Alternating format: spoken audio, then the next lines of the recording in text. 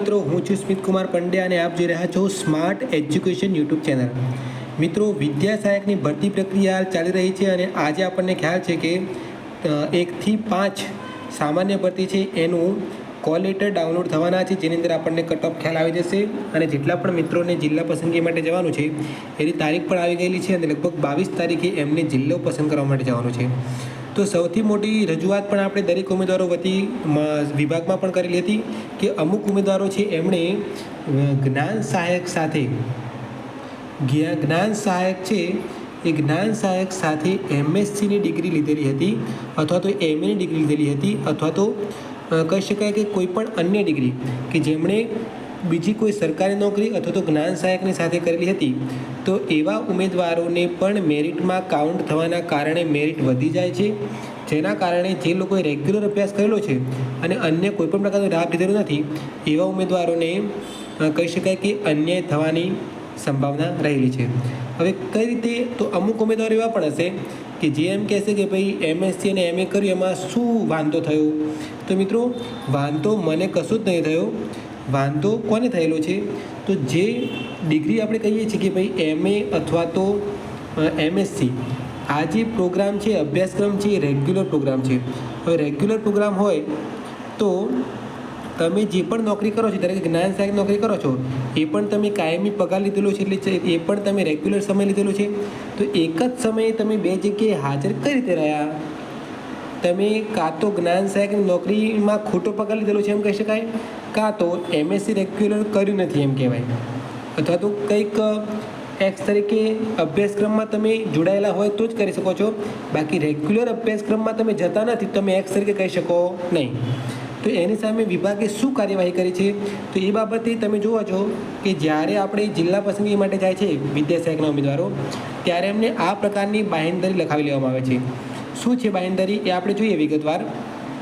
તો અહીંયા તમને દર્શાવેલું છે કે જે પણ ઉમેદવાર છે ઉક્ત વિગતો અનુસાર મેં વિદ્યા સહાયક ભરતી માટે અરજી ફોર્મમાં દર્શાવેલ તમામ લાયકાતો પૈકી કોઈ પણ શૈક્ષણિક લાયકાત તમે અરજીનું જે પણ ફોર્મ ભરેલું છે તમે પછી એમએ દર્શાવ્યું હોય કે એમએડ દર્શાવ્યું હોય કે એમએસસી દર્શાવેલું હોય, બરાબર છે, જે પણ લાયકાત તમે એપ્લિકેશન ફોર્મમાં દર્શાવેલી છે એ શૈક્ષણિક લાયકાતમાં એ શિક્ષક તરીકે અથવા તો જ્ઞાન સહાયક તરીકે અથવા વગેરેમાં કોઈ પણ નોકરી આવી જાય છે, સરકારી નોકરી, બરાબર છે।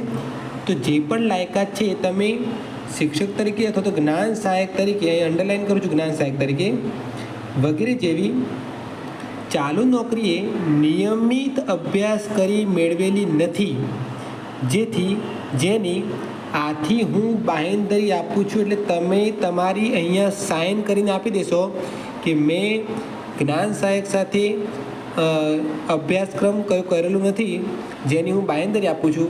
અને જો તમે જ્ઞાન સહાયક સાથે અભ્યાસ કરેલો હશે તો એમને તકલીફ પડવાની છે। કઈ તકલીફ પડવાની છે?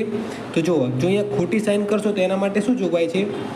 તો જેથી હું અહીંયા બાંહેધરી આપું છું અને જો ભવિષ્યમાં ચાલુ નોકરી દરમિયાન નિયમિત અભ્યાસ કરી લાયકાત મેળવ્યાનું સાબિત થશે, એટલે જો તમે ચાલુ નોકરી કરી હશે જ્ઞાન સહાયક તરીકે અથવા શિક્ષક તરીકે અને પછી તમે રેગ્યુલર ડિગ્રી પણ લીધેલી છે, તો મારી ઉમેદવારી રદ થશે એવું તમે જાતે જ લખીને આપો છો કે મારી ઉમેદવારી રદ થશે અથવા તો મને નોકરીમાંથી દૂર કરવામાં આવશે, જે મને બંધન કરતા રહેશે, તમે પોતાની જાતે લખીને આપો છો। અને તે માટે હું કોઈ હક દાવ રજૂ કરીશ નહીં, એટલે તમે કોઈ જગ્યાએ કોર્ટમાં પણ જઈ શકશો નહીં કે વિભાગને પણ રજૂઆત કરી શકશો નહીં। કેમ? કારણ કે તમે જ અહીંયા સાઇન કરીને લખીને આપશો। તેથી તેની હું આથી લેખિતમાં બાંહેધરી આપું છું અને આ સંદર્ભે ભારતીય દંડ સંહિતા ઇન્ડિયન પિનલ કોડ અંતર્ગત લાગુ પડતી કલમો મુજબ મારા સામે પાછો ફોજદારી ગુનો પણ દાખલ થશે, જેની મને જાણ છે। આ પ્રકારના મિત્રો બાંહેધરી લખવામાં આવે છે, જેથી જ્ઞાન સહાયક સાથે જે પણ ડિગ્રી લીધેલી છે એવા ઉમેદવારો માટે એક ચિંતાનો વિષય છે અને જે સાચા ઉમેદવારો છે એમના માટે ન્યાયસંગત પણ બાબત છે। જો મિત્રો આ પ્રકારની માહિતી તમને સારી લાગી હોય અને ભરતીની નાનામાં નાની અપડેટ પણ આપણે આપણી ચેનલ પર મૂકીએ છીએ, જેથી ચેનલને સબસ્ક્રાઈબ કરવાનું ભૂલતા નહીં। ધન્યવાદ।